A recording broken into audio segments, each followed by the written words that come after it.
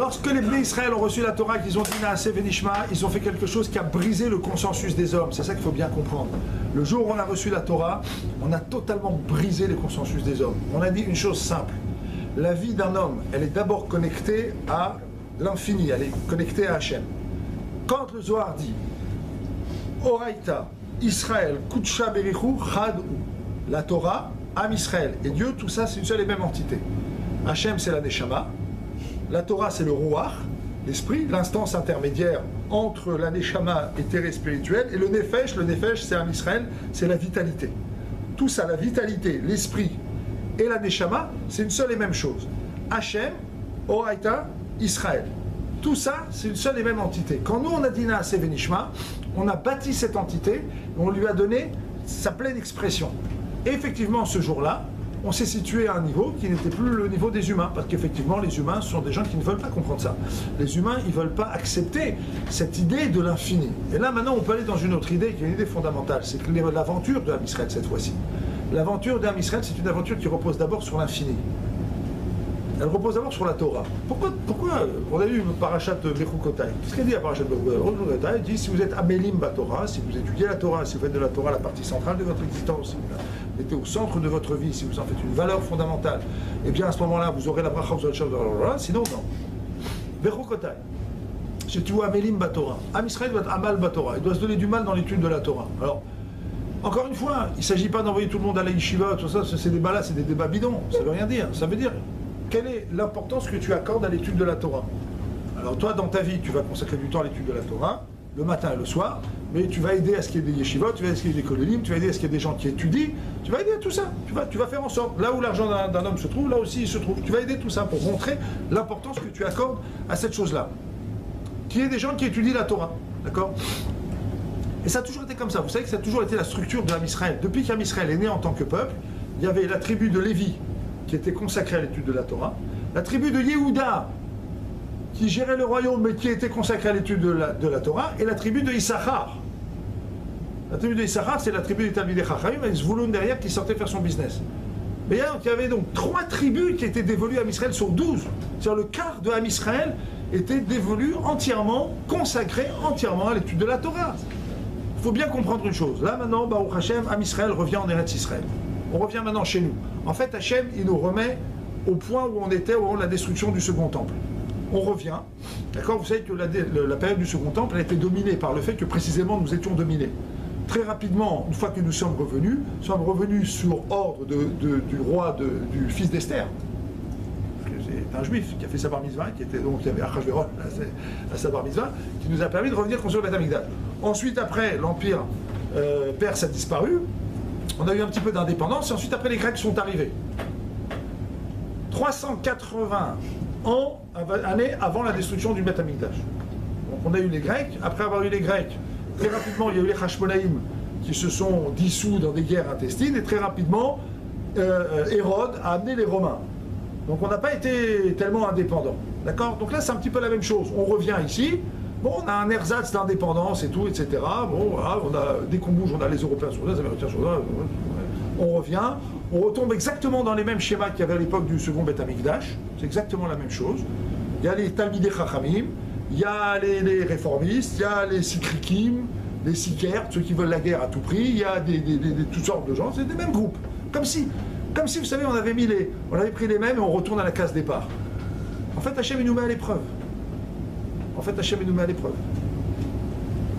Il y avait un Rav qui est passé par Paris, il s'appelle Rav Mordechai Programanski. Il y a un livre qui est sorti en hébreu, je vous conseille de l'acheter, puisque vous êtes rien, vous lisez l'hébreu.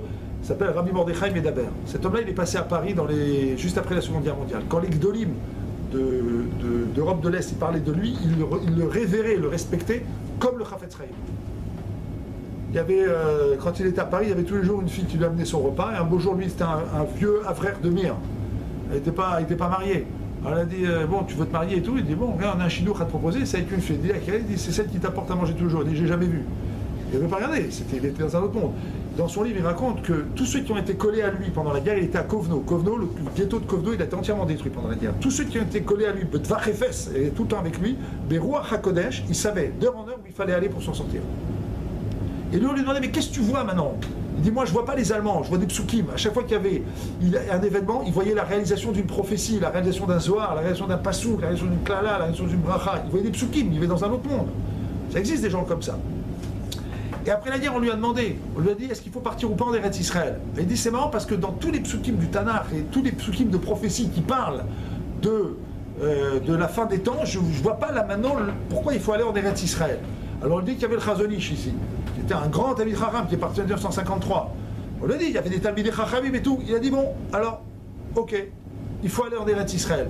Il dit, mais je vois pas dans ce que je comprends au niveau roi HaKodesh, ce que vient faire Eretz Israël. Le Mashiach, c'est pas pour maintenant. Comme ça, il a dit.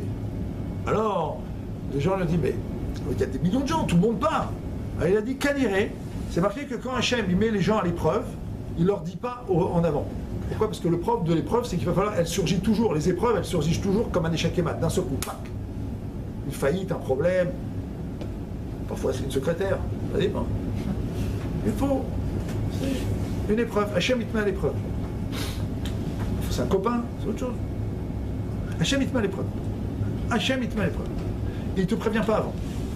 Parce qu'il faut que tu te mesures à l'épreuve. Et il dit, c'est possible que Eretz Israël nous soit donné, mais quand Hachem il met Am Israël à l'épreuve, alors, en fait, pourquoi on ne voit pas maintenant? Parce que Hachem, en fait, il est en train de nous mettre à l'épreuve. Il nous donne Eretz Israël, mais c'est à laisser.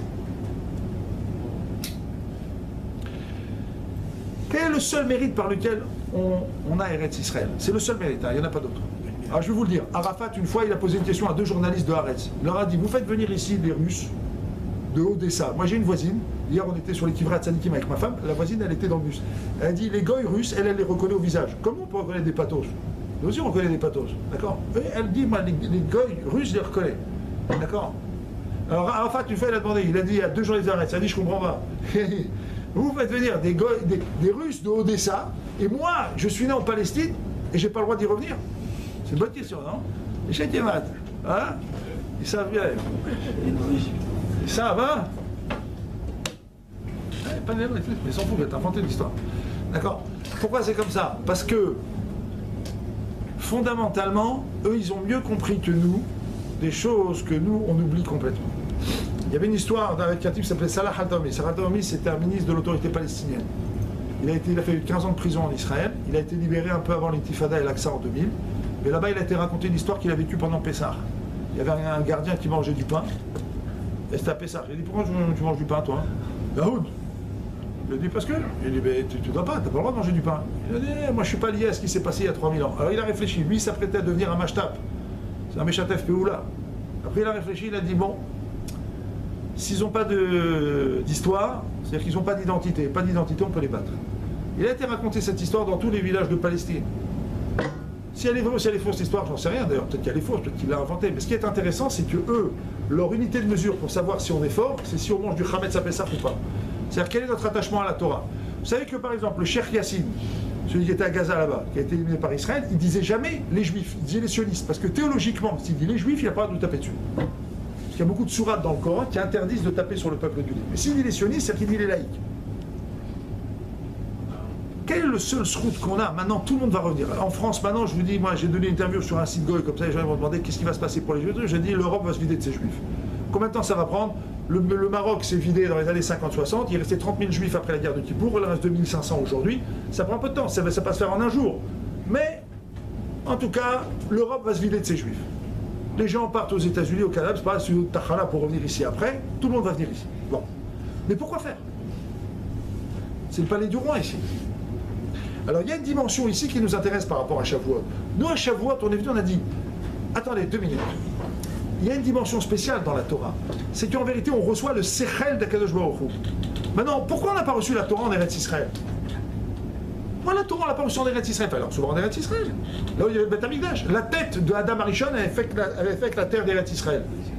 D'accord? Tu mets la Torah ici, ce Beth Amikdash c'était là, c'est l'endroit où s'embrassent les Olamot à Tartonim, les Olamot à Elyonim, bien on comprend pas ce que ça veut dire, mais c'est un endroit dans lequel il se passe des miracles. Pourquoi pas en Eretz Israël? C'est pour bien imaginer, pour bien comprendre que la portée de la Torah dépasse complètement une portée géographique ou régionale. C'est pour comprendre qu'il y a ici quelque chose qui est de l'ordre de l'universel.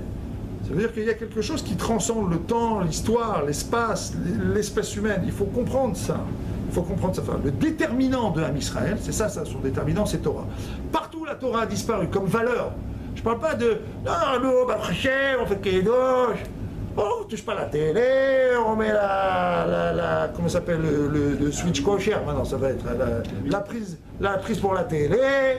Non, je ne parle pas de ça maintenant, je parle de la Torah comme valeur centrale dans l'existence d'un individu. Ça veut dire qu'il y consacre le temps qu'il faut, d'accord? Et le matin et le soir, ses enfants, il les met dans des institutions où on étudie la Torah, il pousse ses enfants à étudier la Torah, et après, encore une fois, c'est pas une question de yeshiva ou pas de yeshiva.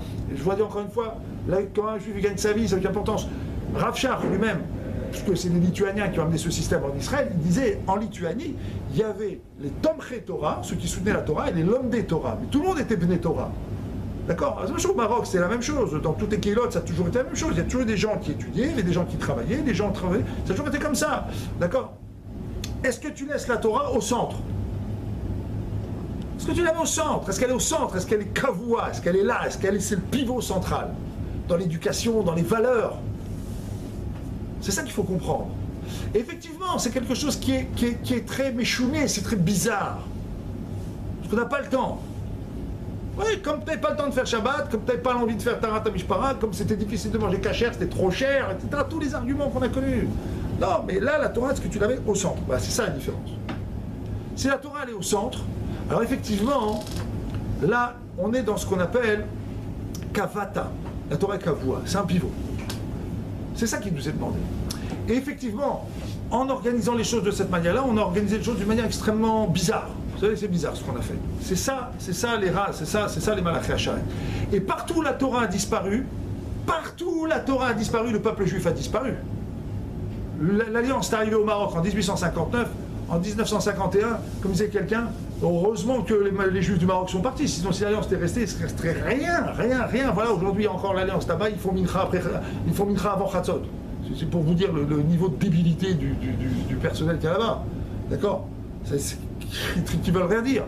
En Europe, à Francfort, en 1788, Mendelssohn est arrivé. Francfort, il y avait 2500 familles de Torah. En 1851, quand Rachim Shimon Raphaël a ouvert son école, Chorev, il y avait 100 familles qui étaient liées à sa communauté. Seulement 11 ont accepté de lui confier leurs enfants. Qu'est-ce qui restait du judaïsme allemand en 1933? Alors que l'Allemagne, ça a été la terre de prédilection de la Torah. Il y a eu là-bas tous les plus grands géonim, Rabbi Akiva Eger, tous les plus grands géonim qu'il y a eu dans les commentateurs du Chasse de ces 200 dernières années étaient en Allemagne. Le Pnei Yoshua, Rabbi Akiva Eger, c'est les plus grands géonim qu'il y a eu. C'est des géonim, des cerveaux absolument incroyables. Qu'est-ce qu'il est resté de tout ça? Rien, zéro. Il y avait la Ligue des nationaux juifs allemands qui a écrit des lettres de soutien à Hitler dans sa lutte contre le communisme international. Parmi les officiers allemands qui sont rentrés en Pologne en 1940, il y avait 77 officiers juifs. Dont un d'ailleurs qui a aidé le Rabbi Lubavitch à se sauver. Pour vous dire. Tellement c'était bizarre. Le gosse qui était sur le truc des jeunesses hitlériennes, et Hitler Jugend là-bas, c'est un type en 8e génération ou 5e génération, il avait un grand-père juif. C'était ça. Qu'est-ce qui est resté du judaïsme allemand? Partout la Torah a disparu, le peuple juif a disparu. En Russie, parlez avec les juifs russes.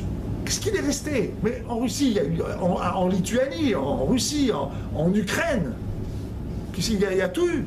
Et maintenant, pour parler de nous, en Tunisie, en Algérie, au Maroc, qu'est-ce qu'il est resté de tout ça? Des mini-jupes, des gourmettes en or, du folklore, du zéro pointé. On s'est fait ratatiner. Les gens sont venus ici en Israël, ils se sont fait ratatiner. Pourquoi? Parce qu'il n'y avait pas de Torah. Il faut comprendre qu'il y a une grande différence entre le judaïsme et la Torah. Le judaïsme, c'est certainement la religion la plus proche de la Torah. On parle de Torah ici. On parle ici de valeurs, qui sont des valeurs qui défient l'ordre du monde. Shabbat, la choule, elle a 8 km, tu dois venir à pied. Tu défies l'ordre du monde. Torah, c'est un mode de pensée qui est le mode de pensée d'Hachem. Il faut comprendre ce que Hachem veut de nous. Hachem a marqué dans la Torah tout ce qu'il veut. Et nous, on a accepté ça au Har Sinaï. Effectivement, on vit d'une manière très particulière, très spéciale. Mais pour le comprendre, effectivement, il faut l'étudier. Voilà, c'est ça la force. Et c'est pour ça que dans ce livre ici, j'explique le déterminant de Ham Israël, c'est la Torah, et le déterminant de l'antisémitisme juif, par exemple, c'est aussi la Torah. L'antisémitisme juif, il est le fruit du Erev Rav. Le Erev Rav, ce sont des gens qui n'ont pas été libérés spirituellement d'Égypte, mais ils sont venus au petit matin, comme les résistants de la 25e heure, qui mettent le brassard là. Vous avez vu ce mec qui avait collaboré pendant toute la guerre, puis ils mettaient un brassard et se faisaient passer pour des résistants, c'est la même chose. Le Erev Rav sont sortis à la fin. C'est des gens qui n'ont pas accepté la Torah, ils n'étaient pas dans Kabbalah Torah, et toutes les Neshamot du Erev Rav, c'est des Neshamot qui sont en fait, comme dit le Gaon-Vilna, des Neshamot de destruction du lien qui existe entre le peuple juif et Hachem, qui s'appelle la Torah. Et dans chaque génération, quand des gens sont venus, la première chose qu'ils ont fait, c'est d'abord détruire le lien qui est Torah. Aujourd'hui, si vous regardez un truc très intéressant, tous les grands anti-sionistes et anti-israéliens sont des gens farouchement antisémites. Je parle des Israéliens. C'est des gens qui ont écrit des livres pour dire comment le peuple juif fut inventé, ça c'est Sand, comment la Torah a été inventée, comment même l'archéologie en Israël réinvente, c'est une grande bagarre l'archéologie. Grande bagarre, sur le site Espace Torah, j'ai un truc qui s'appelle La sortie d'Égypte comme si vous y étiez. Il y a là-bas un type qui s'appelle Gouvrin, il n'est pas religieux, il aurait bien mérité de l'être. C'est un archéologue, j'ai interviewé sur les datations de la Torah, mais j'ai discuté très longuement avec lui sur les archéologues israéliens. Il y a une bataille sur l'archéologie, parce qu'il faut prouver qu'on était là. Et les archéologues juifs antisémites qui vont prospérer partout aux États-Unis disent il n'y a pas de reste archéologique, il n'y a rien. Alors que tous les jours on en sort dans la cité de David. Et non, non, c'est pas vrai, si vous calculez l'espace, le truc et machin, il y avait quelques bandes de juifs, il n'y avait pas les millions de juifs qui disent là-bas c'est faux, tout ça c'est faux. D'accord? Ceux qui combattent aujourd'hui la légitimité même de notre présence en Israël sont des gens qui combattent la légitimité même de la Torah. Parce que la particularité de l'antisémite, c'est de vouloir d'abord casser le lien qui existe entre Hachem et Israël, il s'appelle Torah. Et c'est la raison pour laquelle, par exemple, les grands antisémites juifs, c'était des chrétiens convertis, des juifs convertis au christianisme. D'accord? C'est des gens pour lesquels qui faisaient un travail de missionnaire, qui allaient convertir des gens. D'accord? Et vous allez chercher tous ces gens-là. Et où est-ce qu'on est parti chercher des gens pour les convertir à toutes les fois qu'il y a eu plus tard? La yeshiva de Vologine, c'était une yeshiva, ou la plus grande yeshiva moderne. On allait chercher là-bas des... On va terminer.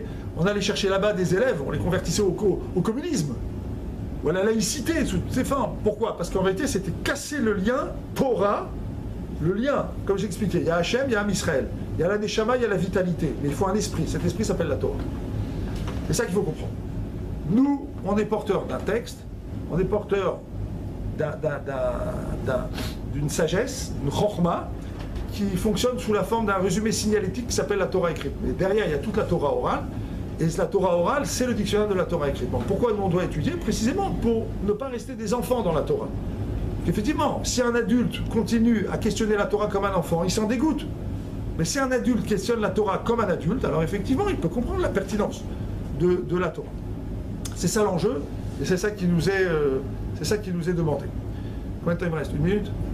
30 secondes? Bon, juste pour terminer, il faut bien comprendre que Aforba vers Aforba des coups là-bas, il faut creuser, creuser et creuser dans la Torah, tout y est, c'est apprendre au premier degré. Effectivement, les connaissances scientifiques de nos sages dépassaient très largement ce qu'ils étaient capables de donner. Les connaissances des sages en psychologie, elles sont éternelles, elles ont précédé Freud de plusieurs siècles. On prétend que Freud, à la fin de sa vie, a regretté de ne pas avoir étudié le Talmud. Je ne sais pas si c'est vrai, parce que personne n'a réellement vu ces textes. Newton, qui était l'arrière-grand-père de la physique moderne, a étudié la Torah, il a étudié la Gemara, c'est un rabbin qui est venu lui enseigner. Aujourd'hui encore, la théorie des cordes, qui est une théorie sur l'origine du vivant, par exemple, c'est une théorie qui s'approche de ce que dit la Kabbalah sur les mondes parallèles, etc., etc., etc. On peut aller à l'infini dans la Torah et trouver tout ce qu'on voit dans le monde, tout ce qu'on peut observer aujourd'hui dans le monde, on le trouve dans l'étude de la Torah. Cette aventure-là qui nous est proposée, cette aventure-là qui nous vaccine. Qui nous vaccine contre quoi? Elle nous vaccine contre l'assimilation, même ici en Eretz Israël. Parce que même ici en Eretz Israël, quelqu'un peut s'assimiler. Même ici en Eretz Israël, quelqu'un il peut vivre comme un non-juif, il peut penser comme un non-juif, il peut être imprégné de culture non-juive. On a ici quelque chose qui a accompagné Am Israël. Et comme disait Rav Elchanan Wasserman, quand on lui demandait qu'est-ce qui vaut mieux, la Torah ou la terre, il disait la terre c'est le pain et la Torah c'est l'air. Voyez ce qu'on est devenu sans Torah en quelques dizaines d'années. Voyez comment on a pu résister malgré le fait qu'on n'avait pas de terre pendant 2000 ans. Mais maintenant qu'on a une terre, elle ne se justifie que par l'air. C'est ça qu'il faut comprendre. Sinon, il n'y a aucune justification. Aucune. Et ça paraît bizarre, parce qu'une terre, c'est une terre. Tu la défends, tu la peux. Non, c'est pas comme ça pour Am Israël. Am Israël, c'est d'abord Torah. Voilà, on s'arrête là. S'il y a des questions, avec plaisir.